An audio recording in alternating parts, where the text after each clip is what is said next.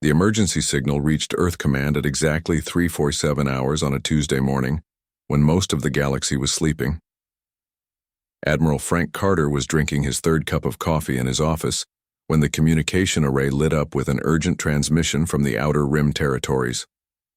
The message came from a species called the Zilani, and their words carried the weight of desperation that made even hardened military officers pause. Captain Jake Morrison received the forwarded transmission aboard the USS Defender while patrolling the edge of human space. He stood on the bridge watching the holographic display as the alien message played for the second time. The Zilani ambassador spoke in broken galactic standard, his voice shaking with fear as he described the horror that had fallen upon his people. The Korthak Empire had arrived without warning, their massive fleet darkening the skies above peaceful Zilani worlds. Commander Lisa Hayes studied the tactical data that accompanied the distress call. The numbers were staggering and painted a picture of overwhelming force. Over 200 Korthak warships had swept into the Zilani system like a plague of metal locusts. Each vessel bristled with plasma cannons and energy shields that could withstand conventional weapons. The Korthak had already conquered 3 outer colonies, enslaving the populations and stripping the worlds of their resources. The Zilani were not warriors by any measure of imagination. Their entire civilization had been built around art, philosophy, and peaceful coexistence. They had no military to speak of, no weapons of war, and no experience in combat. Their ships were designed for exploration and trade, not battle. Against the Korthak war machine, they were as helpless as children facing hungry wolves. Morrison read the intelligence reports that followed the initial transmission. The Korthak Empire was known throughout the galaxy as a militaristic nightmare that conquered weaker species for sport and profit. They followed ancient codes of honor in battle, but showed no mercy to those they considered beneath them. Their soldiers were bred for war from birth, trained in combat arts that had been perfected over thousands of years. They had never been defeated in open battle, and their reputation alone was often enough to make entire systems surrender without a fight. The galactic response to the Zilani plea had been predictably disappointing. The Altarian Federation cited existing trade agreements with the Korthak Empire as reason to remain neutral. The Crystalline Collective claimed their fleets were too far away to provide meaningful assistance. The Void Runners simply ignored the transmission altogether. Every major power in the galaxy had found excuses to avoid confronting the Korthak Armada, leaving the peaceful Zilani to face extinction alone. Admiral Carter gathered his senior staff in the war room deep beneath Earth Command headquarters. The circular table was surrounded by holographic displays showing star charts, fleet positions, and intelligence summaries. The faces around the table belonged to men and women who had seen humanity fight its way from a single world to a respected member of the galactic community. They understood the weight of the decision that lay before them. The tactical analysis was brutal in its honesty. Earth could deploy perhaps 40 ships to the Zilani system within a reasonable time frame. Even with their advanced technology and superior training, human forces would be outnumbered 5-1 against an enemy known for never losing a major engagement. Any conventional military commander would have declared the mission impossible and recommended against intervention. But Admiral Carter had not risen to his position by thinking conventionally. He studied the reports of Korthak tactics and found something interesting in their rigid adherence to traditional warfare.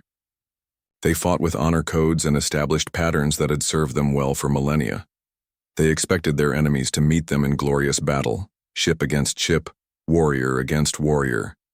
They had never faced an opponent that refused to play by their rules. Colonel Ryan Brooks received his orders while training with the 1st Special Operations Battalion in the asteroid fields near Mars. His unit was known throughout human space as the Reapers, soldiers who specialized in missions that others considered impossible. They had earned their reputation in conflicts across dozens of worlds, always volunteering for the assignments that regular forces could not handle. When Brooks read the mission parameters, he smiled for the first time in weeks. The deployment. Orders went out across human military networks with unprecedented speed. Special Forces units, Stealth fighter squadrons, electronic warfare specialists, and psychological operations teams all received activation codes simultaneously. This would not be a conventional military response, but something far more dangerous. Earth was sending its most creative and ruthless warriors to answer the Zilani call for help. Dr. Helen Ross packed her xenobiology equipment aboard the transport ship heading for the USS Defender. As the leading expert on alien psychology and behavior, she would be crucial to understanding the enemy they were about to face. Her preliminary research on the Korthak had revealed fascinating insights into their rigid social structure and military doctrine. She suspected that their greatest strength might also be their most exploitable weakness. The human fleet began assembling at the jump point coordinates with military precision that would have impressed even the Korthak commanders. Unlike the massive formations favored by other galactic powers, the human ships moved in small groups that could operate independently. Each vessel carried specialized equipment and troops trained for specific aspects of unconventional warfare. Morrison stood on his bridge watching the final preparations as his communications officer received confirmation from Earth Command. The HFY mission was officially authorized, and the human response to the Zilani distress call was about to begin. He thought about the peaceful aliens facing extinction while the galaxy watched from a safe distance. The major powers had calculated the odds and decided the cost was too high to intervene. They had made one crucial mistake in their calculations. Humans had never been particularly good at accepting impossible odds as reasons to abandon those who needed help. Throughout their history, they had repeatedly chosen to fight battles they could not win, rather than allow innocents to suffer. It was a trait that other species found both admirable and terrifying.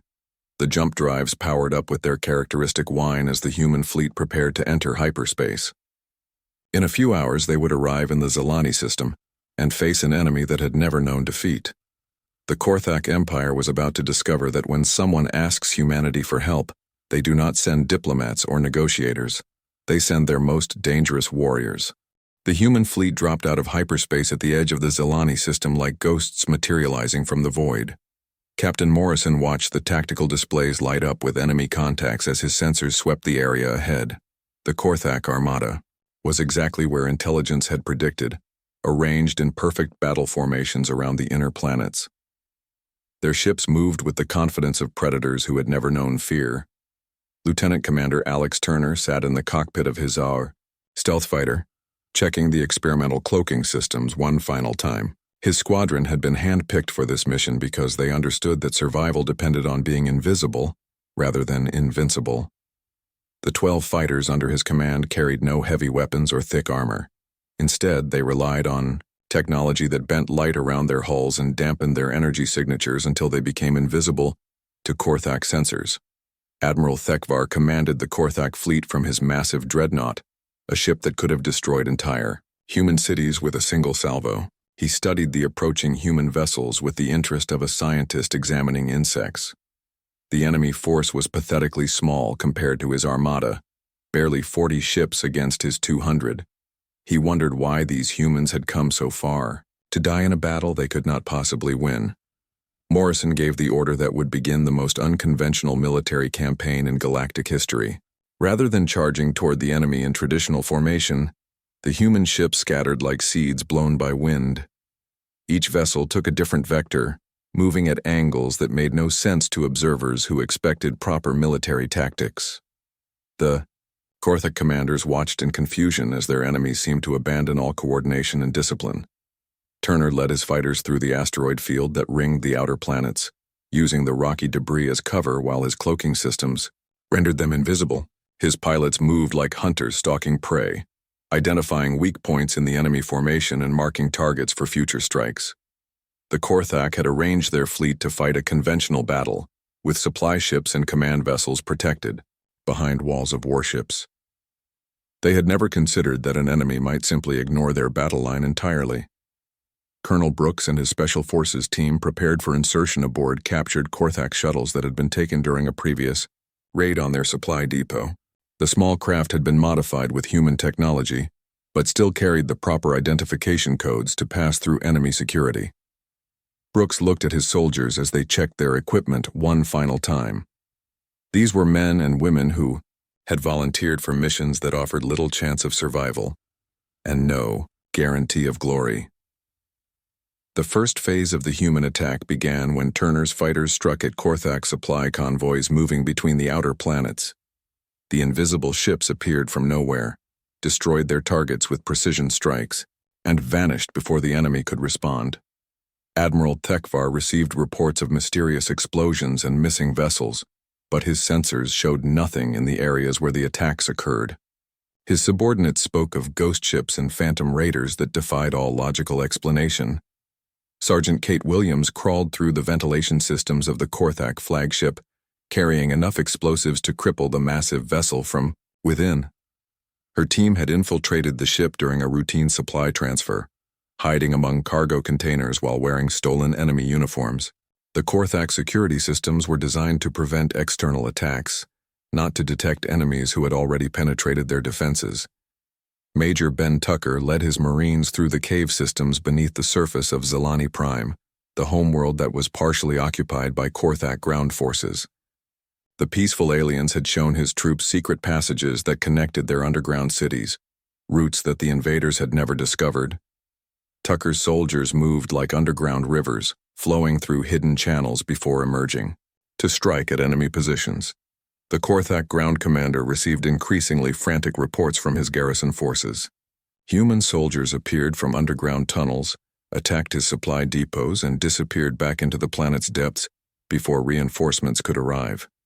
His troops spoke of enemies who fought without honor, using the terrain and local population in ways that violated every principle of proper warfare. The humans refused to meet them in open battle where superior Korthak training could decide the outcome.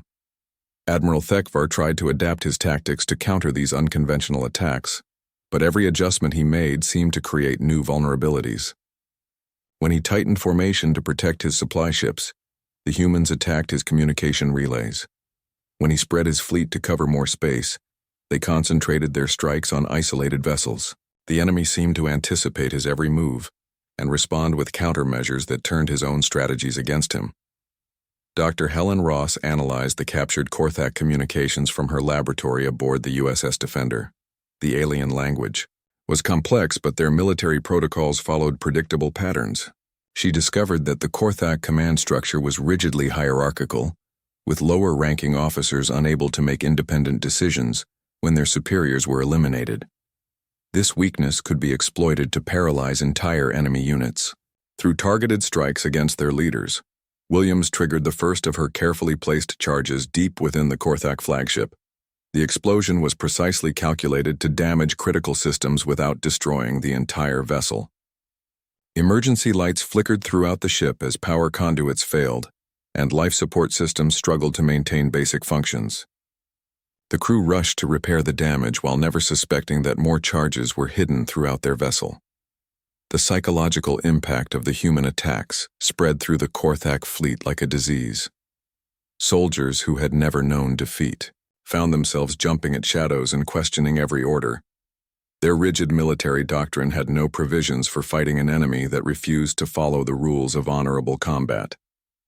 The humans struck from unexpected directions, used captured equipment against its former owners, and treated warfare as a puzzle to be solved rather than a contest of strength. Morrison watched the tactical displays as enemy formations began to show signs of strain. Individual Korthak ships moved erratically, commanders issued contradictory orders, and the once perfect battle line started to develop gaps and weaknesses. The human strategy was working exactly as planned. They were not trying to destroy the enemy fleet through direct confrontation. Instead, they were dismantling it piece by piece, using fear and confusion as weapons more powerful than any plasma cannon. The Korthak Empire was about to learn that humans did not fight wars to prove their courage or honor.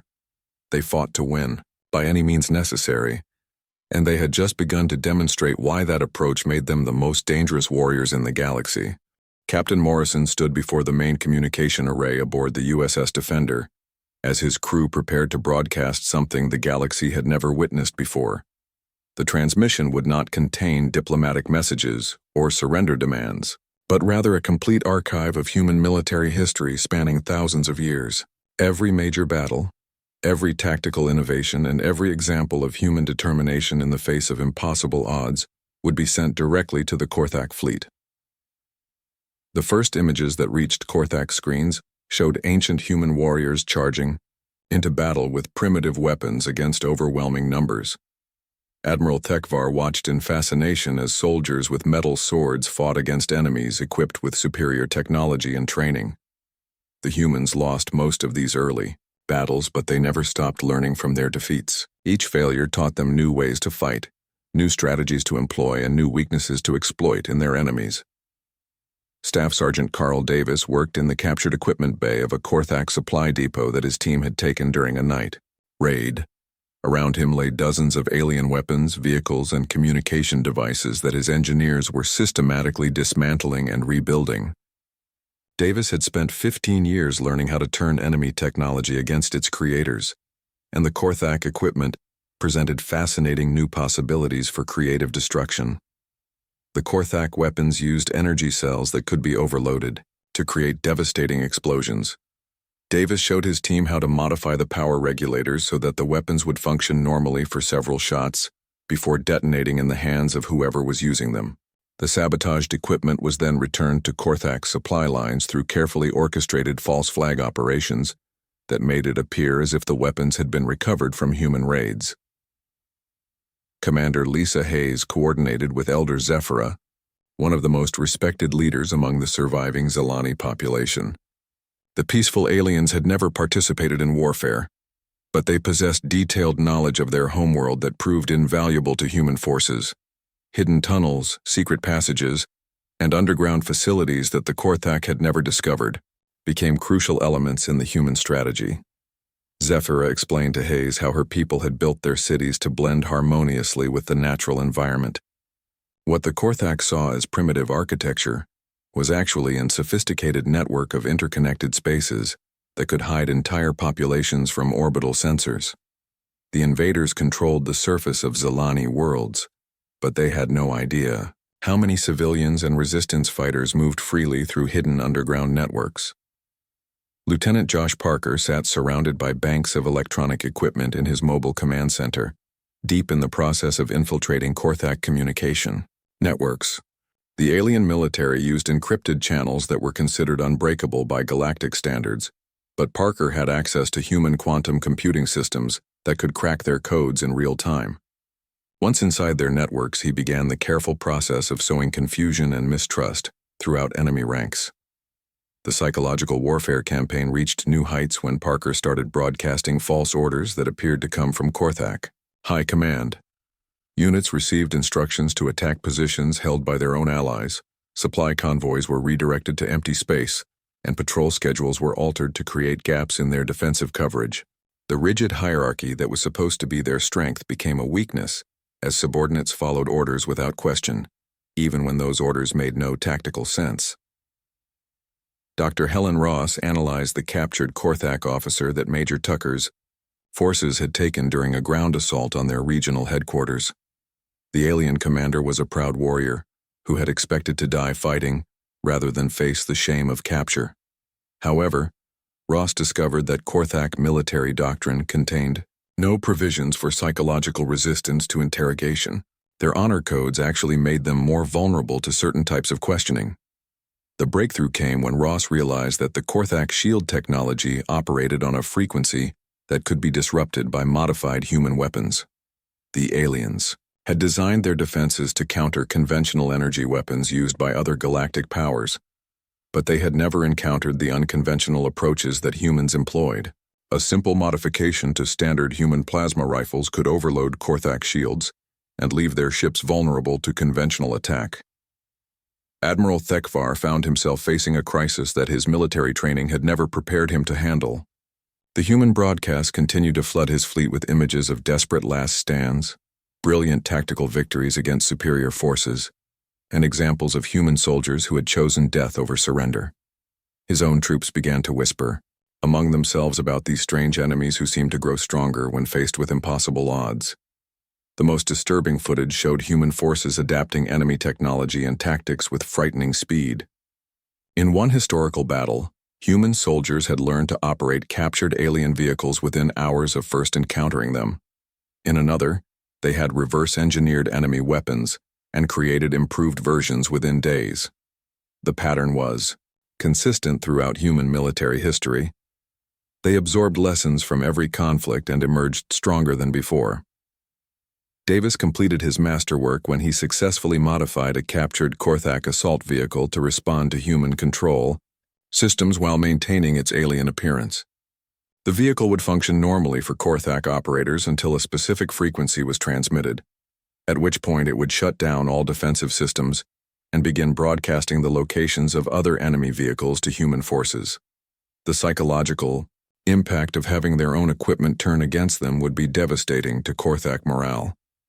Turner led another stealth fighter raid against a Korthak command vessel, but this time his squadron carried the modified weapons that could penetrate their shield technology.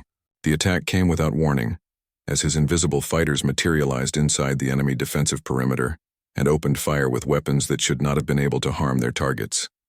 The massive warship's shields collapsed under the unexpected assault, leaving it vulnerable to conventional weapons. The tide of battle began to shift as human forces demonstrated their ability to adapt and overcome every advantage the Korthak had thought was insurmountable. Their superior numbers meant nothing when human stealth technology could make ships invisible. Their advanced shields were useless against weapons that had been specifically modified to counter them. Their rigid military discipline became a liability when their communication networks were compromised and false orders spread confusion throughout their ranks. Morrison watched the tactical displays as Korthak formations began to lose cohesion. Individual ships started operating independently, rather than following fleet coordination protocols. Some vessels retreated to defensive positions while others advanced without support.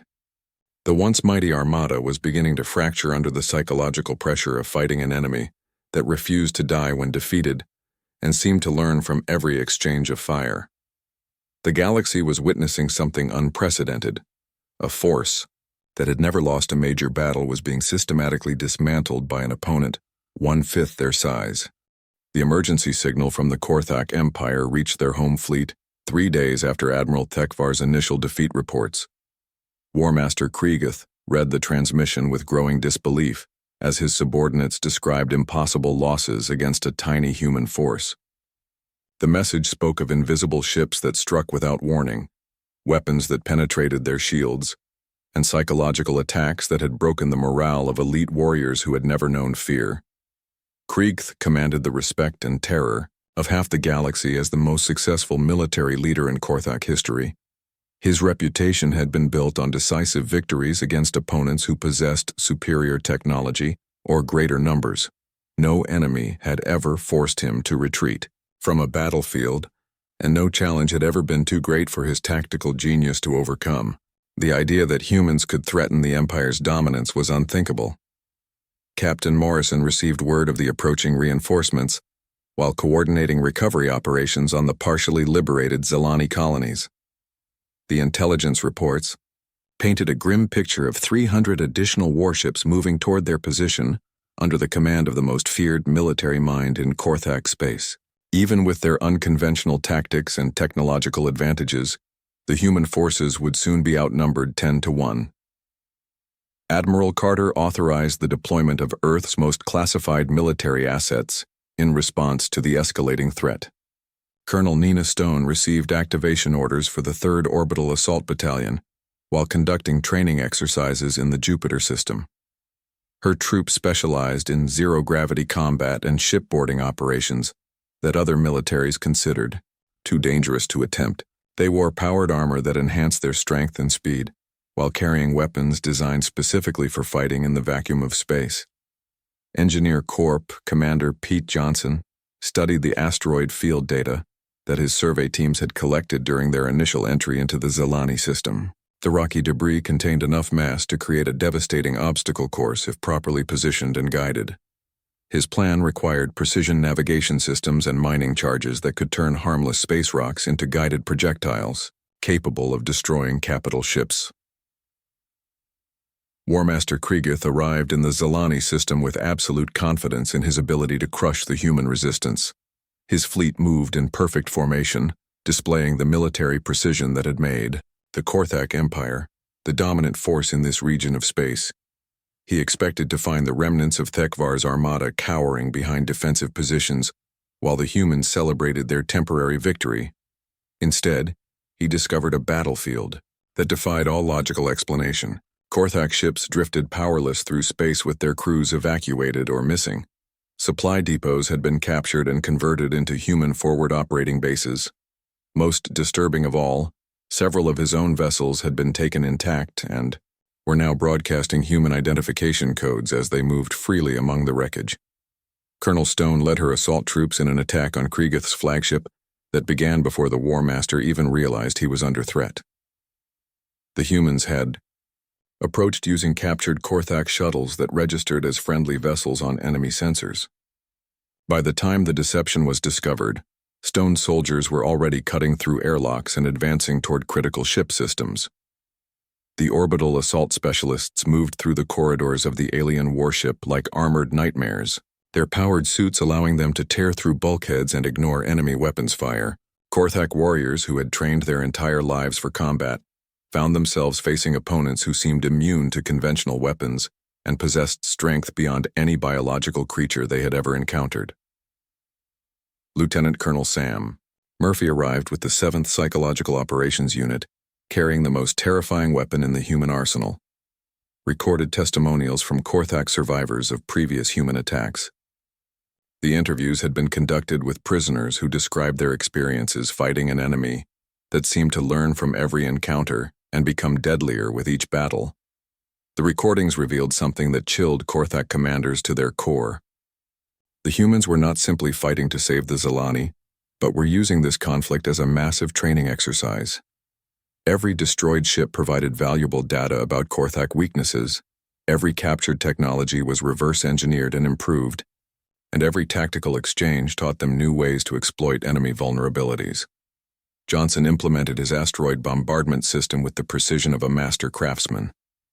Mining charges placed throughout the debris field could be detonated remotely to alter the trajectory of space rocks, turning them into kinetic projectiles that moved faster than most starship weapons. The massive Korthak vessels found themselves navigating a deadly maze where any mistake could result in catastrophic collision. War Master Kriegith watched his carefully planned battle formations dissolve into chaos as human forces demonstrated capabilities that seemed to violate the laws of physics and military science. Ships appeared from nowhere to strike at his flanks before vanishing into asteroid fields that his sensors could not penetrate. His own captured vessels turned their weapons against former allies while broadcasting human tactical data to coordinate enemy attacks. The most devastating blow came when Murphy's psychological operations team began broadcasting the survivor testimonials directly to every ship in the Korthak fleet. Warriors who had never questioned their superiority heard their own comrades describe humans as unstoppable predators, who studied their prey with scientific precision before delivering killing strikes. The recording spoke of enemies who treated warfare not as a test of honor, but as a problem to be solved through any means necessary. Stone's assault troops completed their capture of the Korthak flagship by taking War Master Kriegith himself prisoner. The legendary commander found himself surrounded by human soldiers whose armor made them appear more like mechanical demons than living beings. His capture was broadcast live to every ship in both fleets, demonstrating that even the greatest Korthak warrior could be defeated by human tactical superiority. The psychological impact of seeing their supreme commander in human custody broke the fighting spirit of the entire Korthak reinforcement fleet. Ships that had arrived with absolute confidence in victory began requesting permission to withdraw from the battlefield. For the first time in their military history, Korthak forces were retreating not because they had been defeated in battle, but because they had lost the will to continue fighting. Morrison realized that the human forces had accomplished something unprecedented in galactic history. They had not merely won a military victory against superior numbers, but had fundamentally changed how an entire species viewed warfare itself. The Korthak Empire was learning that there were enemies who could not be defeated through traditional means, opponents who became more dangerous when faced with impossible odds. The galaxy was about to witness the complete transformation of military doctrine as the most feared warriors in known space, discovered that humans represented something far more terrifying than any enemy they had ever faced. Captain Morrison stood on the bridge of the USS Defender, as his weapons officer prepared to demonstrate something that would change the balance of power in the galaxy forever. The kinetic bombardment system had been loaded with a single projectile, aimed at an uninhabited moon on the edge of the Zilani system. The weapon represented humanity's ultimate capability for destruction, a technology that could reduce entire worlds to cosmic dust within minutes. The projectile launched without fanfare, traveling at a significant fraction of light speed toward its target. War Master Kriegeth watched from his prison cell aboard the human flagship as the moon simply ceased to exist, transformed from solid matter into an expanding cloud of debris that glowed with residual energy. The demonstration lasted only seconds, but its implications would echo throughout the galaxy for generations to come.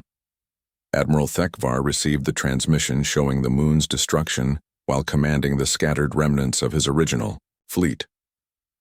The message that accompanied the footage was delivered in perfect Korthak military language, explaining that humanity possessed the power to destroy worlds, but chose instead to use precision and strategy. The humans were not threatening genocide, but demonstrating that they could end entire civilizations if they chose to abandon restraint. Colonel Brooks prepared his Special Forces team for what would become known as the final assault on Korthak, resistance. His soldiers now wore a mixture of human and captured alien equipment that made them appear to be an unstoppable fusion of multiple technologies. The psychological impact of seeing their own armor and weapons turned against them had shattered Korthak morale more effectively than any conventional attack. The assault began when Brooks led his team through the corridors of the last Korthak, command vessel still offering organized resistance. The alien warriors they encountered fought with the desperation of cornered animals, but their traditional training proved useless against opponents who had spent weeks learning to exploit every weakness in Korthak equipment and tactics. The humans moved like ghosts through the ship, appearing where they were least expected and vanishing before counterattacks could be organized. Sergeant Kate Williams delivered the psychological killing blow when she captured the ship's secondary commander without firing a single shot.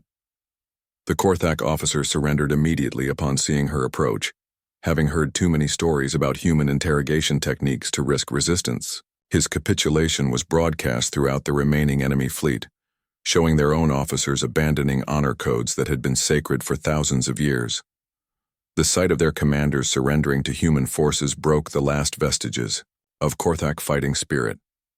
Ships that had arrived ready for glorious battle now competed to broadcast surrender signals before they could be targeted by invisible human attackers.